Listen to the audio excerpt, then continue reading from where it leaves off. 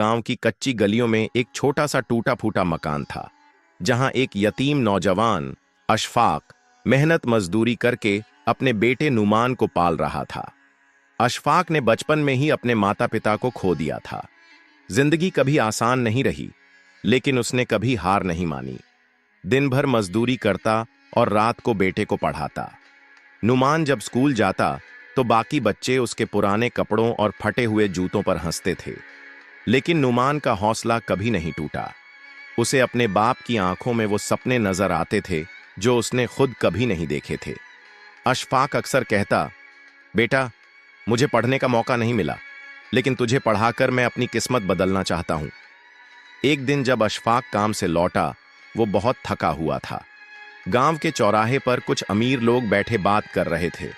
उनमें से एक ने ताना मारते हुए कहा, अरे अशफाक, यतीम का बेटा पढ़ लिख कर क्या कर लेगा? आखिर में उसे भी मजदूरी ही करनी पड़ेगी। अशफाक ने कुछ नहीं कहा, बस हल्के से मुस्कुरा दिया।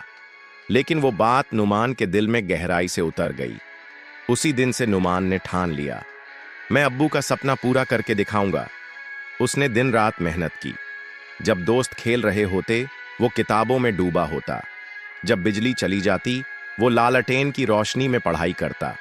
अशफाक उसकी मेहनत को चुपचाप देखता और दुआएं करता। कई सालों की लगन और संघर्ष के बाद नुमान ने बड़ा सरकारी इम्तिहान पास कर लिया। जब उसका नाम रिजल्ट में आया, पूरा गांव हैरान रह गया। वही लोग जो कहते थे कि यतीम का बेटा कुछ नहीं कर सकता, अब उसी की तारीफ कर रहे थे।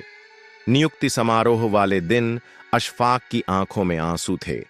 उसका बेटा आज वर्दी में सामने खड़ा था और उसकी सारी तकलीफें मानो एक पल में खुशियों में बदल गईं। नुमान मंच पर आया, माइक के सामने खड़े होकर बोला, मैं एक यतीम के बेटे के रूप में पैदा हुआ था, लेकिन मेरे अब्बू ने मुझे कभी ये महसूस नहीं होने दिया।